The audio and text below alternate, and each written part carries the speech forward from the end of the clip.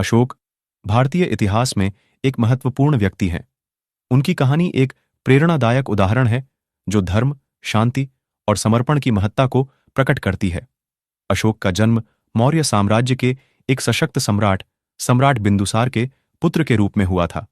उनका जन्मकाल लगभग 304 ईसा पूर्व के आसपास माना जाता है। अशोक का असली नाम चंदाशोक था, लेकिन उन्हें बाद में अशोक के रूप में जाना जाता है। अशोक की शासनकाल की प्रारंभिक जीवनी अधिकतर विवेचनकर्ताओं द्वारा संदर्भित गांधारी महिला रानी दुर्गा या दुग्गा की प्रेम कथा के साथ जुड़ी हुई है। अशोक को युद्ध के शिक्षकों ने खिलाया था, जिससे उनमें क्रूरता की भावना उत्पन्न हुई थी।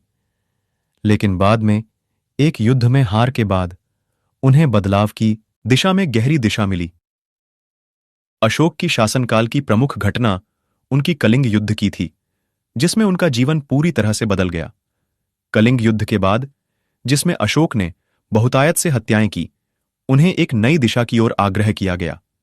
इसके बाद अशोक ने अपने शासन की नीतियों को बदल दिया और अहिंसा, धर्म और शांति की ओर अपना ध्यान केंद्रित किया। अशोक का शासन साम्राज्य के लिए एक सांस्कृतिक सुधारक के रूप में महत्वपूर्ण है। उनकी नीतियां और कदम उनके साम्राज्य को एक नए दिशा में ले गए।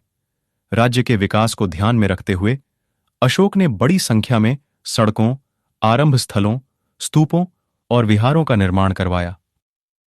उन्होंने भारत के अलग अलग हिस्सों में धर्मस्थल स्थापित किए, जिनमें से कुछ प्रमुख हैं सारनाथ, बोधगया, राजगृह, तक्षशिला और सांची।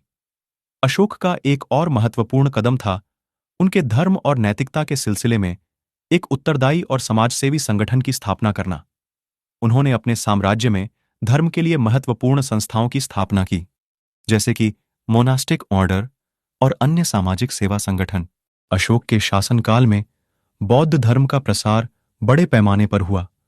उन्होंने अपने शासन के अधीन रहने वाले सामाजिक वर्गों को बौद्ध धर्म के प्रति आकर्षित किया और इसके लिए कई यात्राएं की।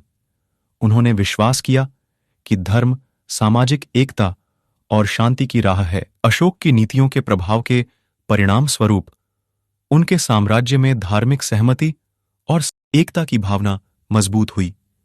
उनके योजनाओं और नीतियों का प्रभाव उनके शासनकाल के बाद भी अनुयायियों पर दिखाई दिया और उन्हें एक आदर्श साम्राज्यकारी के रूप में याद किया जाता है।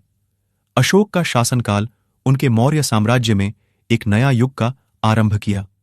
उनकी नीतियों और कदमों का प्रभाव उनके समय से लेकर आज तक महसूस किया जा रहा है।